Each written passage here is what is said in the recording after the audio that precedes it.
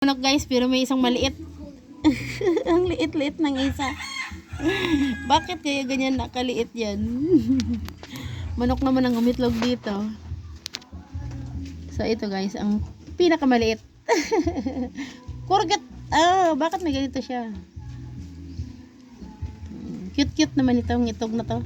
Tapos buta, baka naman Sa 6 na itlog ng manok, ang pang-6 ang pinakamaliit. Parang itlog ng pugo. Itlog tuko. itlog daw ng sangon mama na tuko. Ano to be? Itlog sa mama na tuko. Nakahalo. Ganyan ba ang itlog? Itlog daw sa mama ng tuko. Itlog to ng manok. Tapos may humalo na ganito kaliit. Ang liit-liit ng huling initlog. Ay, sabi pala ni Papa Ina. Ganon. Bakit ganon? Bakit ganito kaliit ang itlog na ito? Cute. Ang cute naman ang itlog na ito guys. Ang 5 ay malalaki, ang isa ay maliit. Parang itlog ng pugo. Dito kasi nangingitlog guys ang aming manok. Minsan kinukuha ng asawa ko at piniprito. Libre na sa ulam.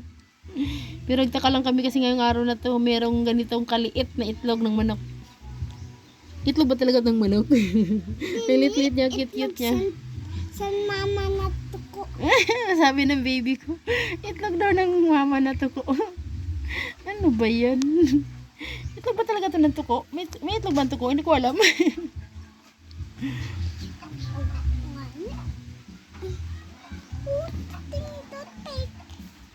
Cute naman ang itlog na yan, ha?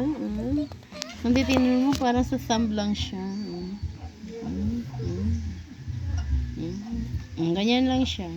Dili kayo mamuya agad. May tiki na sinajoting na magkita. Ganon ba? Ba't naman ganon? Ba't ganito tong itlog na to? Huwag kang maingay, mahal.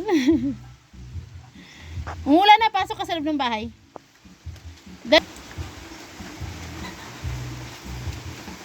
Oh, diba? Ang cute niya. Mapipisa kaya yan at magiging ano yan? Chick. Magkakaroon kayo ng inakay na napakaliit ang aming manok.